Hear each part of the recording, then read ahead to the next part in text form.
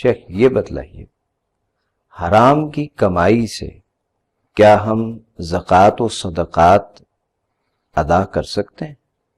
یہ کر سکتے ہیں اور کرنے بھی چاہیے. جی ہاں. کیسے وہ قبول ہو جائیں گے؟ نہیں، قبول تو نہیں ہوں گے. پھر کیوں کریں ہم اس کو؟ دیکھیے، اس میں کوئی شک نہیں ہے کہ اللہ کے رسول صلی اللہ علیہ وسلم کی تعلیم یہ ہے کہ اللہ تعالیٰ حرام کی کمائی سے صدقہ، خیرات، زکوٰۃ قبول نہیں کرے گا.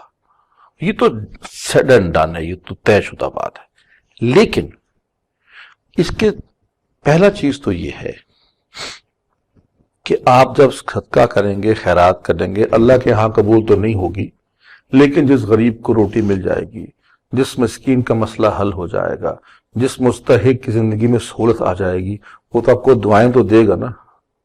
شاید آپ اس کی دعاؤں سے آپ کی حرام کی کمائی چھوٹ جائے، آپ کی حرام کی آمدن چھوٹ جائے، تو کچھ نہ کچھ تو فائدہ ہونے کا امکان تو ہے. قبولیت بطور صدقے خیرات کی نہیں ہوگی، لیکن لوگوں کی دعائیں تو ملے گی نا بھائی، کچھ نہ کچھ. اور دوسری بات، آپ حرام کی کمائی سے صدقہ خیرات جو کریں گے، کم سے کم اتنا اماؤنٹ تو، اتنی رقم تو حرام کی کمائی سے کم تو ہو جائے گی آپ کے پاس، تو بالکل بے فائدہ نہیں ہوگا.